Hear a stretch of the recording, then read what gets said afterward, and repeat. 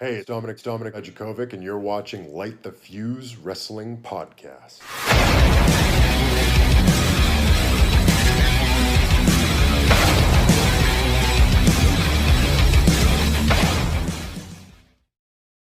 Hello everybody, my name is MTG, And I'm Ren. and this is Light the Fuse Wrestling Podcast, the only pro wrestling podcast that you should be listening to. Available on Google Podcasts, Anchor.fm, Spotify, YouTube, and Facebook, and anywhere you please to get your podcasts. We're going to be reviewing Extreme Rules 2020 of last night. Now this is recorded on July 20th of 2020. How are you doing today? I'm doing good. That's good. And how did you think of last night's Extreme Rules?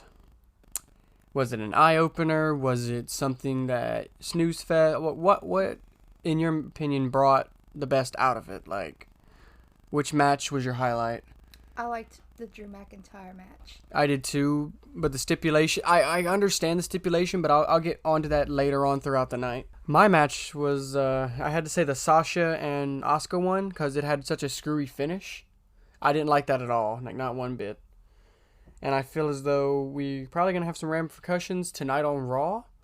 But I honestly don't know what to think of. Like, the match was good, but the end of it, you know. But let's go over the card. We had the WWE Championship match. We had Drew McIntyre defending versus Dolph Ziggler.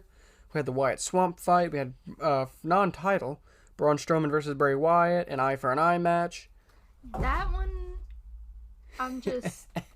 I'm disappointed, honestly. Is this what it's come to? Like, it's... AEW did it so much better. AEW really did an eye for an eye match so much better. It was terrible. I was just like, what? And speaking of terrible, I mean, we got the United States Championship match, which did not happen, but we'll get onto that later. The SmackDown Women's title, I felt as though they did Nikki bad, but... Yeah, Nikki deserved it. She deserved so much better. Then a tables match for the SmackDown Tag Team titles. That's what opened the show. We had the New Day, the 8-time Tag Team Champions, against Cesaro and Shinsuke Nakamura. And I felt as though this match really lived up to what it was hyping to be, but I was really, really looking forward to a steel cage, because apparently Dollar General and Snickers, they did a whole... this is part of the storyline, I assume, because I never saw it once at a Dollar General nor on a Snickers bar. But they apparently had a choice to pick this stipulation of the match, and it was so close that they had to have a match this past Friday on SmackDown to determine the stipulation. I don't understand that, because I would have preferred a steel cage match, but where would you put a steel cage at in the WWE Performance Center? You can't have it hanging. You got to have it be like NXT where it closes, looks like the original Spider-Man movie. Yeah. It's alright. But the match went kind of effortlessly. It was alright, and we ended up getting new SmackDown Tag Team Champions, you know. It was fueled by revenge, and they even, put through a table. I felt as though it should have been like, how you say, an elimination tables match, like instead of just one person going through the table, you had to eliminate both members of the tag team. To where if Big E were getting eliminated by Cesaro, it would be a handicap match. You would have Kofi versus Shinsuke and Cesaro, and vice versa, Yeah. I felt as though that, should have been established, but, I mean... They had plenty of time. They didn't even go past a 3-hour runtime, let alone 4-hour runtime on what their basic pay-per-views were. Analysis, it may have not been as good as the Owens and Murphy match we saw on the pre-show, which in retrospect, when the pre-show is better than what starts the main show, there's a problem, like a big problem, And then this was the second high-energy match of the night that exceeded expectations, And grading this, I have to give it a C. How would you grade this on a A, B, C, D, F scale? Because I'm not too good on this, but I feel as though a C was my solid answer. Yeah, I have to go with you on that one. It was... Yeah. It was good, but it was eh. But see, the right people won because the New Day is going back and forth with these tag team title runs. I felt as though something fresh and new was something that we need during this current situation. The next match was for the SmackDown Women's title. Oh. We had Alexa Bliss. It was Asuka and Kairi Sane wishing Nikki the best of luck. And I thought that was sweet. Oh, it was. Even when Kairi Sane was like, even if you don't win, we still love you. I'm just like, okay. And an arrogant SmackDown Women's Champion Bayley saw her title reign flash right before her eyes as she defended her title with Nikki Cross, It went back and forward, left and right. Nikki Cross showed that she can go with the rest of these people on the roster. It's just, She was great. Yes. I really found, like, I found she deserved that. Yes, but she really did fight. She fought. She did so many tornado DDTs. She had the roll mile reeling. It was really a great match. It's just the thing of where the boss with her brass knuckles, I felt as though that was dirty. Oh, it was dirty, but it's one way that they are able to get ahead in this current situation. But I found as though you got a match on Extreme Rules. The two matches that are for major titles, they have no stipulation. They're just matches. How is this considered a horror show? I know why it's considered a horror show, because we're watching this match. Yeah. Basically, it was a good match, a solid match. That's why it's getting a C+. I'll give it a B. But the storytelling with this one was way off the charts, okay? From Bayley using a cross-ring apron or a shot right against her, she was reeling on the end of the match, but it always ends up with Sasha and Bayley trying to get some sort of advantage to beat him, I never understood how that could happen. I felt as though the longevity of these matches were kind of like, but I wish WWE would get back to like where Randy Orton and Edge, they had a long, almost 45-minute match. I don't think we should get that long of matches, but at least something over the 15 to 19-minute mark. A 20, 25-minute match, maybe even a 30-minute match. I miss those matches, but I'm guessing with the current situation in the world right now and the whole crowd thing, it's not really going to help that situation that well, because the lack of an audience makes everything a lot harder. And overall, Bayley did retain her SmackDown Women's title against Nikki Cross. And the following next match, I'm a little disappointed. I would be as well. I mean, I felt as though Nikki should have had her time. She should have been there. She should have become a new SmackDown Women's Champion. I am tired of these boss and hug connection crap, this new version of it. And I just cannot establish what's going to happen later on in this night, why we got this. And I spoke of this right before the show, too. And I feel as though it's just horrible. Just flat out horrible. Next, we have for the United States Championship, we have Apollo Crews defending it against MVP. Commentator Tom Phillips then announces that Apollo Crews was unable to pass his pre-match physical. We are learning now that it is his pre-COVID test and that he will be unable to compete at this current event, And MVP would come out and claim that he is the undisputed United States champion, that he would win by forfeit, and that Bobby Lashley's full Nelson is what created him not to be cleared. And that's, of course, going to be the storyline of what we're getting at. And the grade of this would be incomplete because there was nothing on there. Crews hasn't been on TV for weeks. If you take that as an excuse, as a face value, then it hurts the last few weeks, unable to build of what they was trying to do. If they knew he wasn't going to be there, why build up to the storyline just for it to happen right there at the pay-per-view? I found that just to be stupid and sickening, I couldn't even fathom that. The next match would be, of course, eye for an eye. Seth Rollins and Rey Mysterio. Oh, no. A match in which the only way to win is to gouge your opponent's eye right out of its socket. The match would initially begin with Irish whips as Seth Rollins and Rey Mysterio did battle with the most surreal match in most recent WWE history. I didn't find they put as much work into it as they should have, though. Because, it was just... It was so bizarre and so apparent, I just didn't understand, but for some reason, I found this to be more bizarre than the Firefly Funhouse match. Come on. The throwing up at the end, that was disgusting. And it was just, you could tell, when he was trying to gouge Rey Mysterio's eye, and I'm using quotes for this, his eye, you could clearly see that he had a fake eye getting ready to, I wanted to point that out. If I didn't point it out on Twitter, I'm pointing it out right now, that you could tell it was a fake eye. His eye did not really fall out of his socket.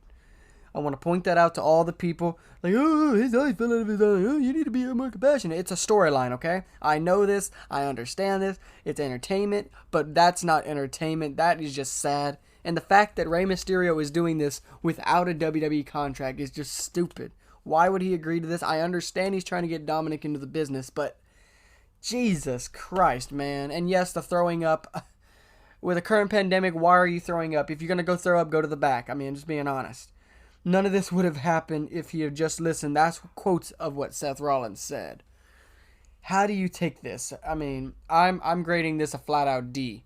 I did not like this match. It felt as though something we was coming to, but all it was basically someone jabbing their eye into the steel steps match. That's all it was. Because how did the ref actually know that that eye was out when Rey kept his hand completely covered on his eye? Explain to me that logic. You can't, I know. It's ridiculous. Rollins did apparently defeat Mysterio due to this fact. And had this been a straightforward no disqualification match, this would have been a banger. And one that was one of the better bouts of this pay-per-view. I'm just being honest. Handcuffed by this gimmick, and although it featured uneven psychology, such as Rey Mysterio looking for his typical lucha libre offense in a match where he should have been targeting straight for the eye of Seth Rollins. Do you not agree? I agree. I just find the match, all in all, was just no. And see, WWE has kept this finish relatively rooted in reality rather than relying on CGI or gimmick things such as, a one-way for Rey Mysterio. But you can clearly tell it was a fucking fake eye. Like, they didn't do a very good job of trying to cover it up, being, more... At least make the eye look like a more... Yeah, real. Because even they labeled the pay-per-view TV-14, and nothing TV-14 was about this. Maybe the swamp match, but that's it. Literally it. One thing that made no sense, though, Rollins being stricken by the effects of his actions when he essentially did the same thing as set the ordeal up. He done did this about 2 months ago, a month ago, something where he done jab Ray's eye in there. Why now? Yeah. Why now is he wanting to throw up when he had these cross-eyed crazy eyes the first time he did it? Yeah. I took pictures of that, by the way. But hopefully his reaction ties into the character going forward, because this may be a silver lining for the whole thing, Because for all we know, this could mean something different, or it could just not go anywhere. It just couldn't. Couldn't he have done something a little different? A chair or something. Get an ice pick, gouge it out with something like that. If you're going to do TV-14, make sure it's TV-14. Next, we would have the Raw Women's Championship. Asuka versus Sasha Banks. Oh my god. Just an hour after she helped Bayley retain the SmackDown Women's Championship over Nikki Cross, Sasha looked to add gold to her waist, making her 2 belts Banks. The match went pretty great. Banks looked for a Banks statement early on, but Asuka then escaped. Building momentum for herself, the Raw title holder then delivered a release of German suplexes and then another one that folded Banks right up. The running hip attack followed up and the boss then escaped for a 2 count. Now, this match was going great until freaking Bayley, out of all things, Asuka blew the green mist into the referee's face, was going for Sasha. Sasha then ducked. And Asuka then was outnumbered because Bayley went in, ripped the referee's shirt off, and basically insinuated herself as the ref and made Sasha Banks the 1-2-3, A+ match, but the finish was a solid F. I give it. I mean, this match, the wrestlers involved and the fans watching at home deserve so much better than this controversial finish. I mean, what did you think of that? Just that finish. How is this illegal? How is this going to hold up tonight on Raw? It kind of irritated me a little bit because, I mean... We get it. Bayley and Banks cheats, yes. Bayley and Banks are starting to get annoying. To overbook and muddy the waters in the manner is a great diverse of the 2 women having a hell of a wrestling match. But there's nothing on this show or any part of the post-WrestleMania events. This match has a quality standpoint. And then the finish. Then the finish. This will probably be a rematch, maybe soon as Monday, but Banks and Asuka will have a difficult time folding this. I just want to figure out where in this storyline can this be legal. Really? How? Yeah. Bayley apparently helped out Sasha to make sure that Sasha walks out. That means Sasha and Bayley literally have every main roster women's title available. And then they can go to NXT. Yeah, so they can go to NXT. They can try to go for the NXT women's title and the NXT UK women's title. But why? Why only 2 women when there's plenty of diverse talent on this roster? Why must they be pummeled down? Instead of getting I think they're kind of trying to push them a little bit too much. Oh, no, don't get me wrong. I would push them too, but make sure they go over the cliff when they get pushed. Yeah. And the thing is, we got so many diverse talents. We had Naomi, of all people. She got on a karaoke part with Lacey Evans when she could have been contending for the Raw or SmackDown Women's title, or even the tag team titles. He could have found someone to team up, but instead we're getting Asuka, Kairi Sane, Nikki Cross. I mean, don't get me wrong, I'm not dissing Nikki Cross at all, but we're getting the same. It's all WWE all over again. Every time we get something new, they wring it out until it's nothing but dried up crap. That's all we're getting. And don't get me wrong, I was happy for when Alexa Bliss and Nikki Cross and them got all that stuff, like got their little push and stuff. But now we're getting watered down versions. We're getting all this, but too much Sasha and Bayley. Too much Sasha and Bayley. We need some diverse and new, fresh content. And, that's my opinion of it. Another news for the WWE Championship. Drew McIntyre versus Dolph Ziggler. Oh, yeah. Now, this one had a lopsided match. Because, when we was getting ready to start the match, Dolph Ziggler said, it's going to be an Extreme Rules match. But only for Dolph Ziggler. Meaning Drew McIntyre has to compete in a regular match with your rope breaks, your disqualifications, your countouts, all that, okay? But Dolph Ziggler doesn't have all that. He gets anything goes. He can use the weapons. Drew cannot use the weapons. So this was a very lopsided match. It didn't really affect the Scottish Psychopath, though, who brutalized and tossed his contender around the ringside area early on. That was hilarious. I enjoyed this match so much. The thing that I liked the most is when Dolph he put Drew on the table, and he went for that diving elbow, and it cut him, right on his back, and I guess towards his forearm elbow area. It created more McIntyre some leverage, even though it hurt both contenders, but you can tell that Dolph got the bad end of that circumstance, because it's called high risk for a reason. Yeah. And I really enjoyed Drew McIntyre. He's, one of my favorite wrestlers, so he's just awesome. And I just really wish that when he won the title against Brock Lesnar at WrestleMania, that the next night he would have had a crowd to walk out to. That would have probably been the biggest ovation I've ever heard. Yes. It would have been just as good as Edge returning at the Rumble when that I never heard a pop that big. That was something great. I'm all about Drew McIntyre. He's great. I loved him since he made his face turn. The match itself was was such a great match. You couldn't kick either of them down, but Drew was. Well, he had all the obstacles up against him. He literally had to go a straight up match against someone who had a chair, a kendo stick, all that stuff, And he still kept getting up. You could not kick him down. Especially the finish when Dolph was going for a sweet chin music, right when he was about to go for it. Freaking Drew McIntyre kicked up and hit a Claymore right out of nowhere. 1, 2, 3. And it was like it was a shock. Yeah, it was a very resilient win, and that one gets a B, a solid B. It wasn't the best match. I give it an A+. It was a great match. Well, yeah, the psychology behind it really elevated it. Ziggler was pulling out everything he could and stacking every deck imaginable. Trying to kick him down. The thing is, the more you kick Drew McIntyre down, the more this Scottish psychopath gets right back up. I liked it. And what could we see? This means that we now have Drew going into SummerSlam with a potential opponent. Could we see Brock Lesnar return? I doubt it, due to this whole COVID thing. But you never know. He could show up, and wouldn't that be exciting? Well, we get it just like last year with WrestleMania. Seth Rollins beat Brock Lesnar. Then we had it again. Seth Rollins beat Brock Lesnar at SummerSlam. But we're still having SummerSlam at the Performance Center due to the COVID stuff. We just can't have a crowd. Yeah. That's just no ifs, ands, or buts about it. We can't have a crowd. Last and not least, we had another cinematic match. It was the Wyatt Swamp Fight. Braun Strowman versus Bray Wyatt in a non-title match. Okay.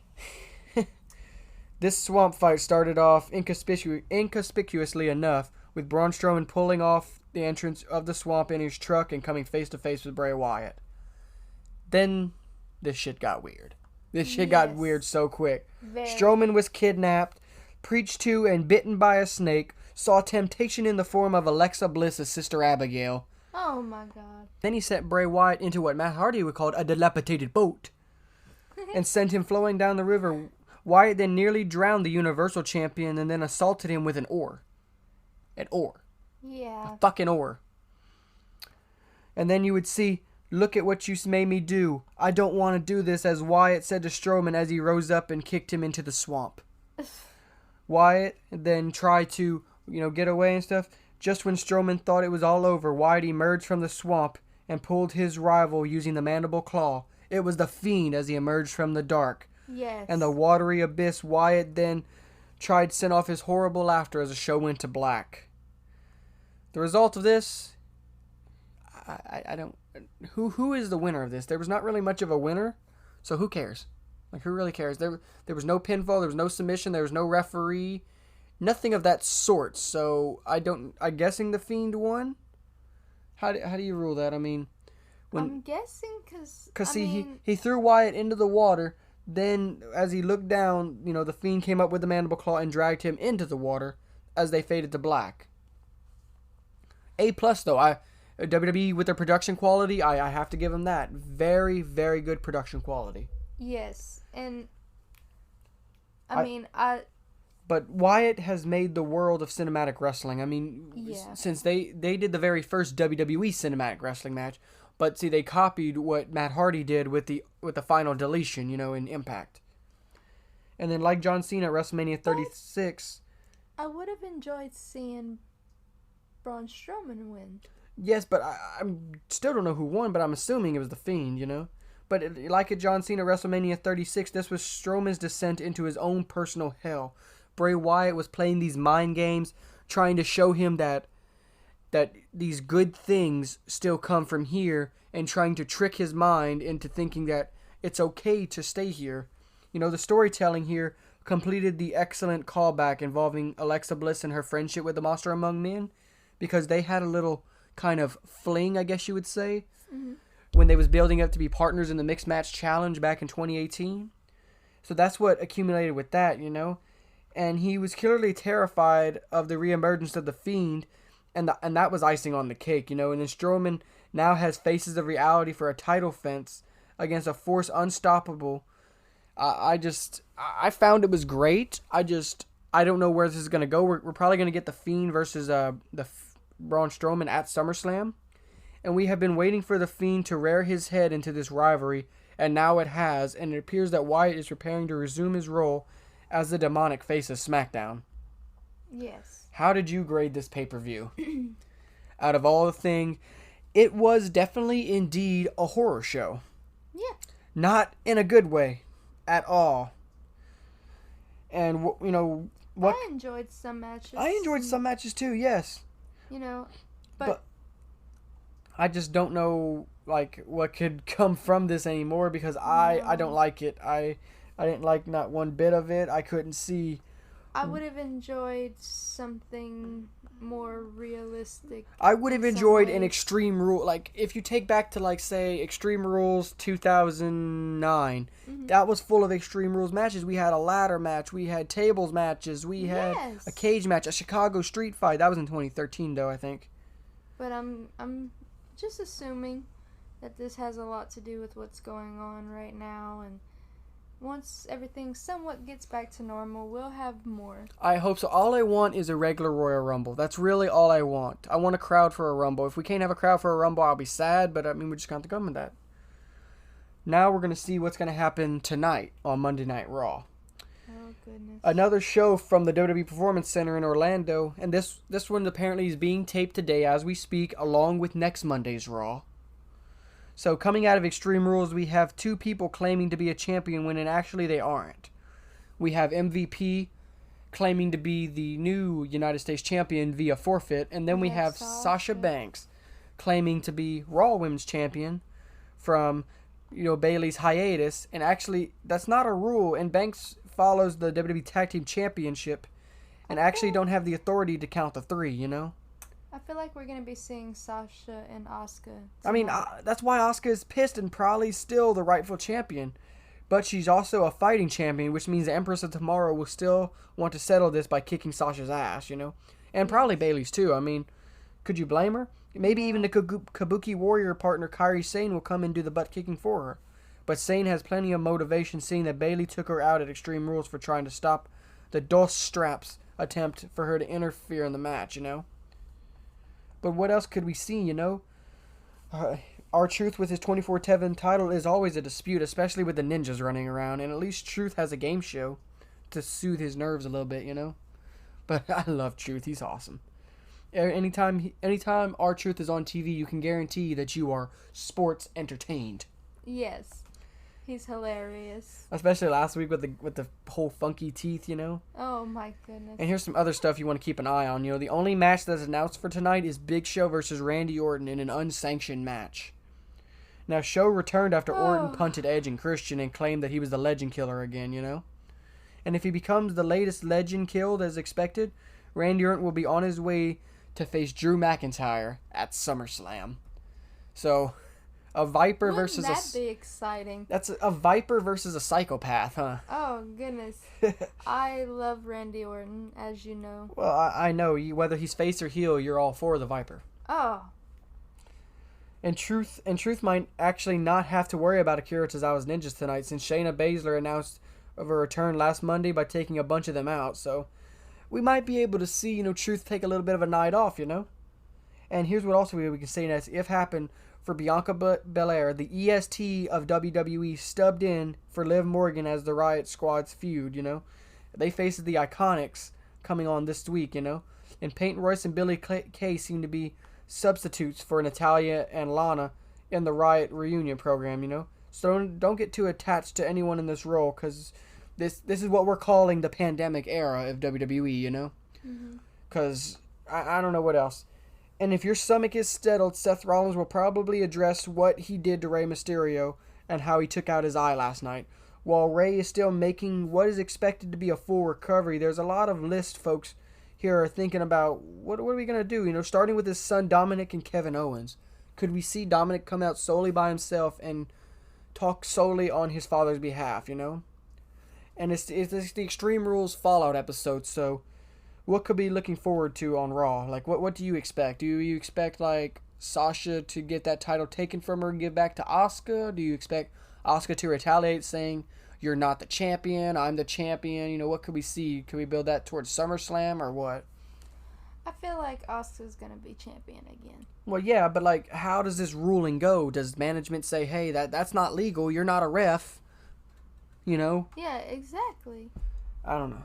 I just can't wait for Raw tonight, and I will be reviewing that also tomorrow and getting ready for Dynamite and NXT. And you have anything else to bring up before we call it quits? No. Alrighty.